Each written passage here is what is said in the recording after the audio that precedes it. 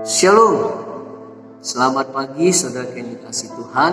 Salam sejahtera bagi kita semua dan salam sehat selalu. Apa kabar saudaraku? Saya percaya keadaan kita pasti dalam keadaan baik-baik saja dan senantiasa di dalam perlindungan Tuhan. Amin.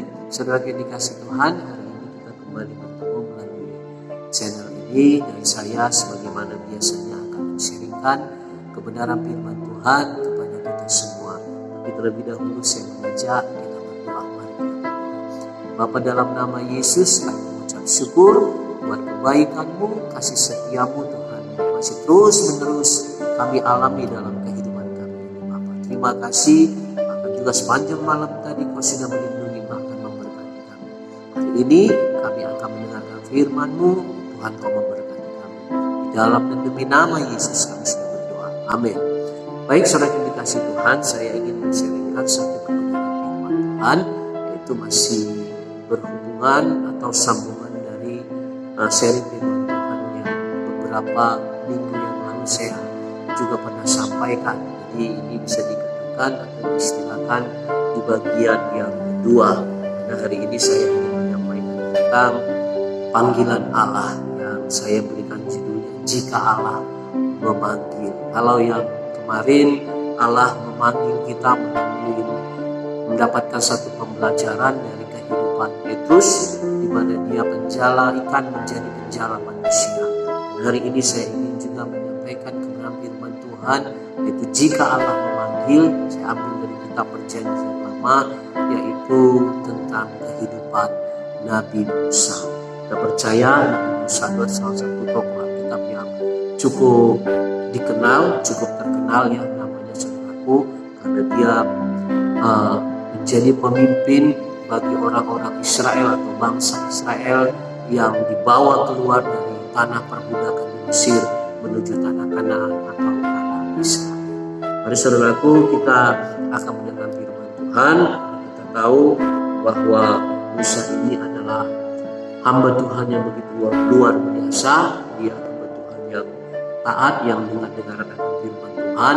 Tapi saudara yang dikasih Tuhan, kita tahu bahwa Musa itu tidak langsung respon, tidak langsung mengiyakan akan panggilan Tuhan. Maksudnya ketika Tuhan memanggil dia. Tapi Musa juga memiliki beberapa alasan yang akan saya sampaikan kepada kita semua sebelum dia menjadi hamba Tuhan atau ia menjadi hamba Tuhan yang membawa bangsa Israel keluar dari tanah Mesir. Mari saudaraku, kita mendengarkan dimulai dari sejarah, yaitu kehidupan Musa ini sendiri. Kita tahu Musa ini dituliskan di dalam tentang Musa ini dituliskan di dalam kitab Keluaran.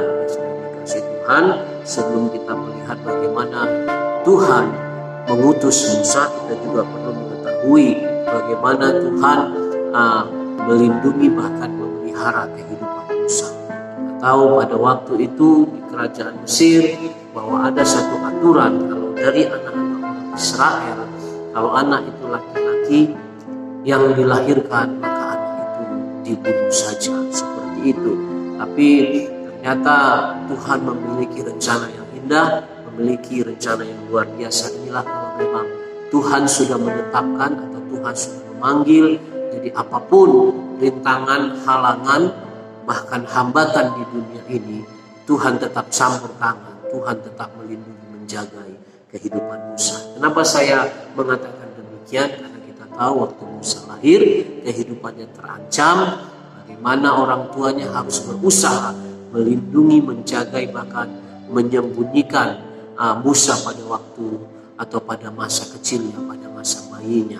Tapi firman Tuhan sudah mengatakan karena si anak ini atau Musa ini tidak bisa lagi disembunyikan, maka harus diambil jalan keluar yang lain, bagaimana supaya si anak ini atau bayi ini bisa selamat dari hukuman atau dari apa yang menjadi aturan kerajaan Mesir pada waktu itu. Saudara dikasih Tuhan, saya mau katakan seperti ini, walaupun memang Tuhan yang memelihara kehidupan Musa, tapi Tuhan juga memakai orang-orang yang ada di sekeliling Musa. Ketika saya mempersiapkan bahan ini, saya teringat kepada orang-orang yang berusaha untuk melindungi Musa, bahkan yang memelihara kehidupan Musa pada masa bayinya atau pada masa kecilnya. Kita tahu itu dimulai dari ibu Musa itu sendiri, dan juga itu juga dilakukan oleh kakak Musa itu sendiri yang bernama Miriam,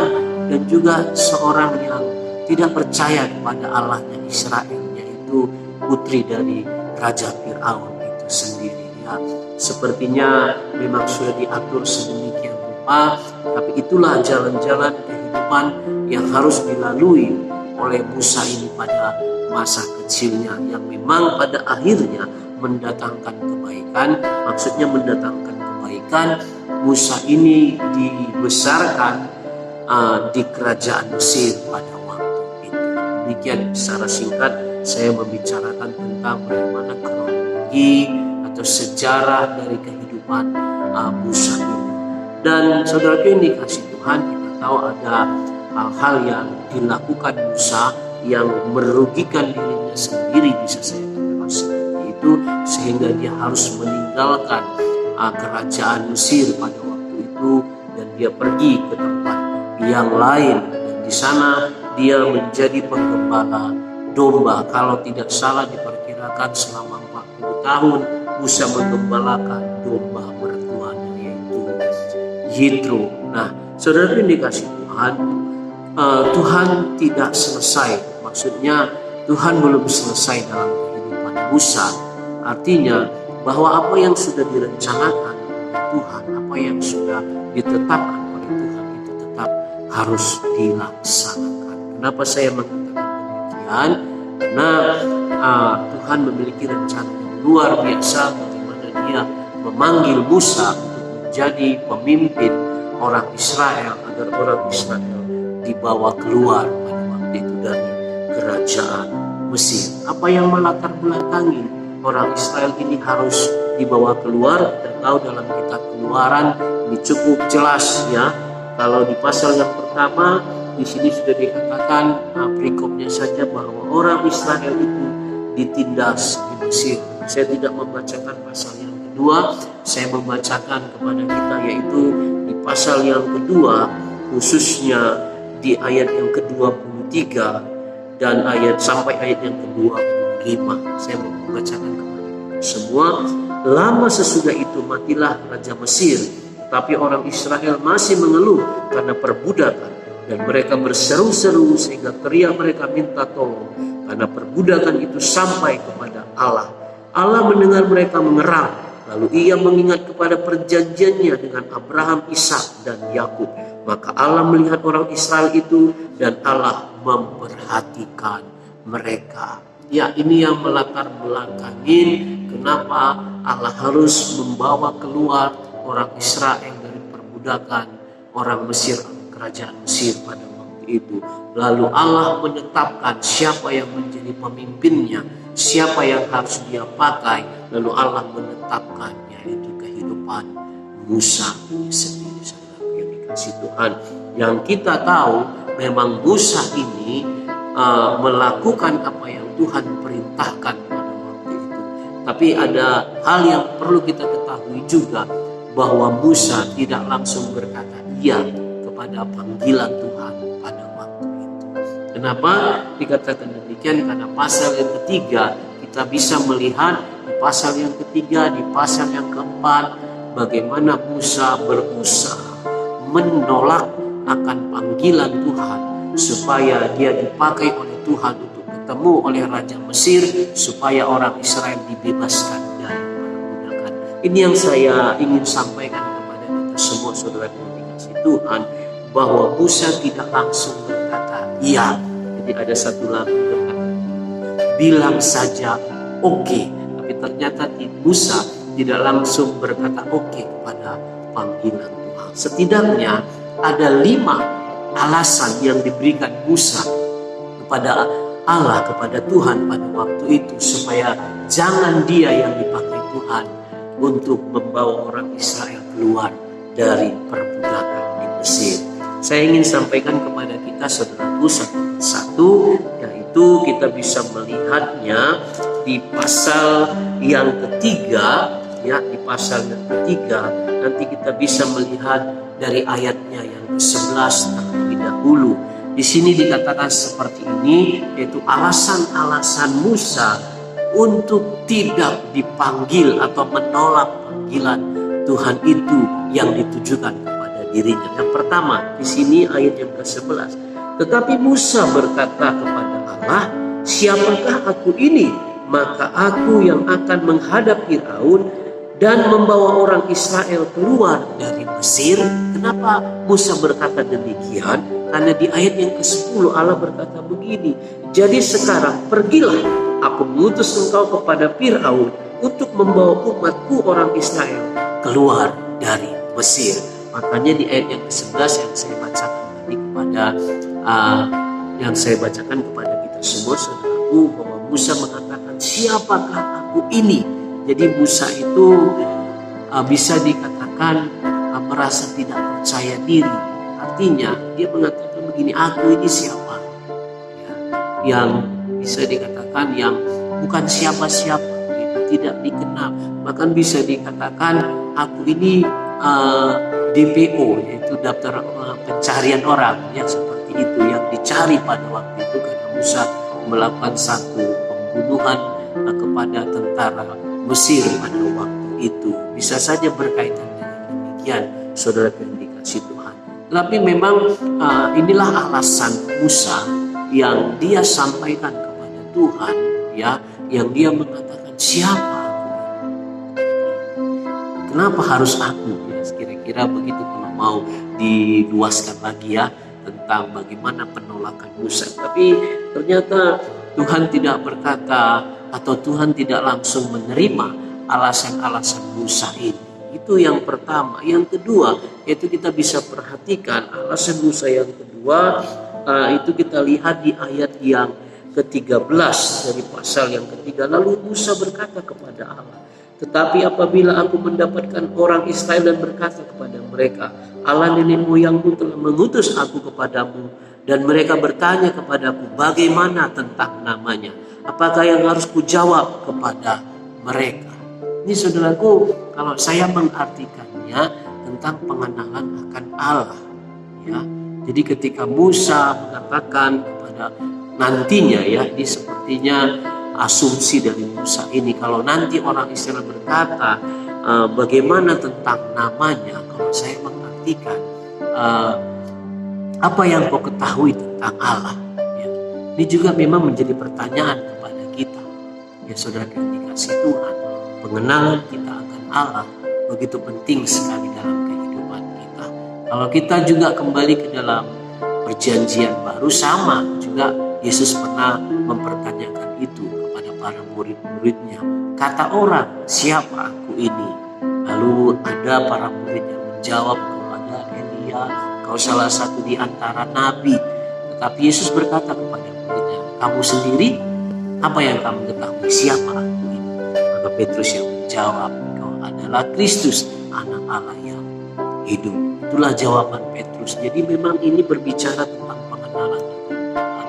Saudara yang dikasihi Tuhan, saya mengingatkan, saya menekankan khususnya di poin yang kedua ini, pengenalan kita akan Tuhan. Mari kita lebih dalam lagi untuk mengenal Tuhan kita yang dahsyat dan luar biasa. Amin, saudaraku. Itu alasan Musa yang kedua. Kalau alasan Musa yang ketiga, yaitu kita perhatikan di pasal 4 ayat yang pertama. Lalu sahut Musa, bagaimana jika mereka tidak percaya kepadaku dan tidak mendengarkan perkataanku? Mereka berkata, Tuhan tidak menampakkan diri kepadamu. Seperti ini. Ya, saudara dikasihi Tuhan, orang tidak percaya dengan apa yang dikatakan oleh Musa. Kau enggak diutus Tuhan. Kau harus, berarti kita harus membuktikan kalau kita ini memang orang atau pribadi yang dipakai Tuhan, yang diutus Tuhan untuk menyampaikan kabar baik kepada orang lain. Bisa saja saudaraku melalui dengan siapa atau siapa yang mengutus kita, ya, seperti itu. Kita perlu juga identitas yang jelas untuk menunjukkan kepada orang-orang yang mungkin kita injili, yang mungkin kita ceritakan kabar baik kepada dia. Perlu kita ketahui mengakui identitas kita. Di sini memang Tuhan bilang, apa yang ada di tanganmu, tongkat. Memang di sini Tuhan menunjukkan mujizatnya, ya, melalui apa yang ada di dalam kehidupan Musa pada waktu itu, karena dia seorang penggembala, maka dia memegang sebuah tongkat. Lalu Tuhan bertanya, apa yang ada di tanganmu, tongkat. Artinya di sini Tuhan menunjukkan otoritasnya yang diperlihatkan kepada Musa. Nanti Musa juga harus memperlihatkan kepada orang-orang yang diajak berkomunikasi dengannya. Saudara dikasih Tuhan, apa yang ada di dalam kehidupan kita, itu bisa Tuhan pakai untuk Tuhan menunjukkan otoritasnya, kuasanya lewat apa yang ada di dalam kehidupan kita. Bahkan kehidupan kita sendiri pun Tuhan bisa pakai untuk menunjukkan kuasanya, mujizatnya melalui kehidupan kita, untuk kita demonstrasikan kepada orang lain, bukan mau anggar-anggaran, tapi kita membuktikan kalau kita ini adalah memang utusan Tuhan, bahwa Tuhan yang mengutus kita untuk memberitakan kabar baik kepada banyak orang. Jadi ketika Tuhan berkata kepada Musa, apa yang ada di tanganmu, tongkat, Tuhan bilang lemparkan. Kita tahu bagaimana tongkat itu menjadi seekor ular, ya, begitu luar biasa. Kita tidak membahas tentang ularnya, tapi kita membahas tentang kuasa Allah yang Allah tunjukkan, yang Allah perlihatkan kepada Musa, supaya Musa percaya diri bahwa dia adalah orang atau pribadi yang diutus Tuhan pada waktu itu. Jadi saudara yang dikasih Tuhan, kita juga perlu membuktikan lewat kuasa Tuhan yang kita nyatakan, lewat doa-doa kita, supaya Tuhan menyatakan kuasanya bagi orang-orang yang kita beritakan kabar baik atau orang-orang yang kita doakan. Itu saudara yang dikasih Tuhan. Dan selanjutnya poin yang keempat, apa yang menjadi alasan Musa untuk Musa menolak panggilan Tuhan pada waktu itu. Di sini dikatakan begini di pasal 4 ayat 10. Lalu kata Musa kepada Tuhan, Tuhan, aku ini tidak pandai bicara, dahulu pun tidak, dan sejak engkau berfirman kepada hambamu pun tidak, sebab aku berat mulut dan berat lidah. Musa menunjukkan alasan yang selanjutnya, memberikan alasan yang selanjutnya. Dia berusaha bagaimana supaya Tuhan tidak mengutus dia, atau Tuhan tidak menjadikan panggilannya kepada Musa. Tapi saudara yang dikasih Tuhan, saya mau katakan apapun yang menjadi alasan kita untuk kita tidak dipakai Tuhan, saya mau bilang kalau Tuhan memanggil kita, sekali dia memanggil, dia tetap menetapkan kita atau tetap memanggil kita. Di sini jawaban Tuhan kepada Musa. Tetapi Tuhan berfirman kepada, siapakah yang membuat lidah manusia? Siapakah yang membuat orang bisu atau tuli? Membuat orang melihat atau buta? Bukankah aku, yakni Tuhan? Artinya apapun yang menjadi kekuranganmu, katakanlah engkau tidak pandai bicara, katakanlah engkau berat lidah, mungkin tidak bisa ngomong, tidak pandai bicara.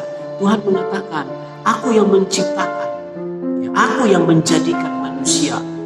Ya, di sini mau dijelaskan bahwa aku bisa mengubah, aku bisa memulihkan apa yang menjadi kelemahan. Itu bisa Tuhan hapuskan, bisa Tuhan gantikan menjadi kekuatan di dalam kehidupan kita. Memang benar saudara, di dalam kehidupan kita ini ada saja kelemahan kita, tapi itu tidak menjadi alasan untuk kita tidak meresponi panggilan Tuhan. Amin saudara yang dikasih Tuhan. Kita tahu banyak hamba-hamba Tuhan yang begitu luar biasa. Bahkan ada hamba Tuhan yang organ tubuhnya, anggota tubuhnya tidak sesempurna kita, tapi Tuhan pakai dengan dahsyat dan luar biasa. Di mana bedanya? Di mana lebihnya?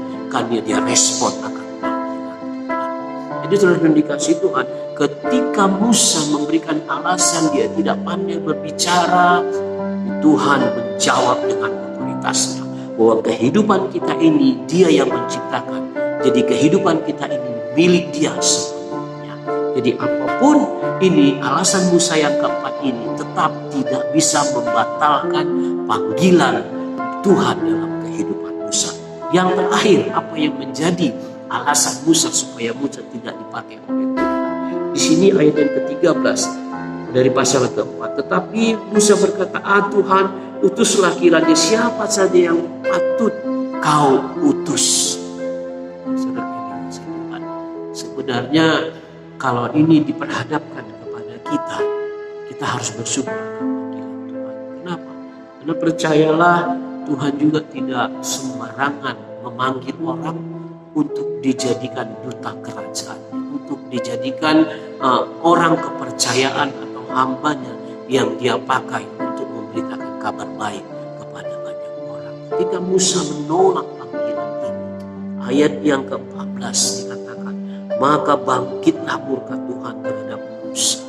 Saudara yang dikasih Tuhan, saya bukan mau menakut-nakuti. Jangan terlalu banyak atau jangan membuat alasan untuk kita tidak melakukan apa yang Tuhan kehendaki atau meresponi panggilan Tuhan. Kita harus meresponi panggilan Tuhan. Di sini dikatakan maka murka Tuhan. Walaupun memang Tuhan memberikan jalan keluar kepada Musa, Tuhan tetap meresponi apa yang dikatakan Musa ini. Di sini karena dikatakan begini, bukankah di situ Harun orang Lewi itu kakakmu? Aku tahu bahwa ia pandai bicara. Lagi pula ia telah berangkat menjumpai engkau, dan apabila ia melihat engkau, ia akan bersuka cita dalam hatinya. Tuhan bisa pakai siapa saja, tapi tidak menggantikan panggilannya yang ditujukannya kepada kita.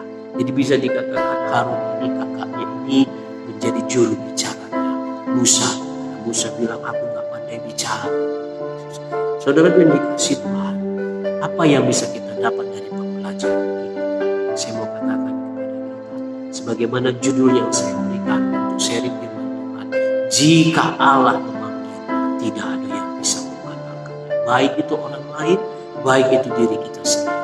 Sekali Allah memanggil, dia tetap menetapkan panggilannya kepada siapa panggilannya itu ditujukan. Kalau panggilannya itu ditujukan kepada kita, walaupun kita mungkin banyak alasan, kita memberikan argumen, percayalah, kalau argumen itu tidak bisa menggagalkan panggilan Tuhan di dalam kehidupan kita. Saudara yang dikasih Tuhan, dari kelima poin ini ada 2 pembelajaran yang juga saya sampaikan kepada kita. Yang pertama, bahwa semua alasan kita atau alasan Musa itu dimulai dari dalam dirinya sendiri. Jadi kalau kita perhatikan kelima poin ini, saudaraku, itu dimulai dari diri Musa, tidak datang dari Tuhan.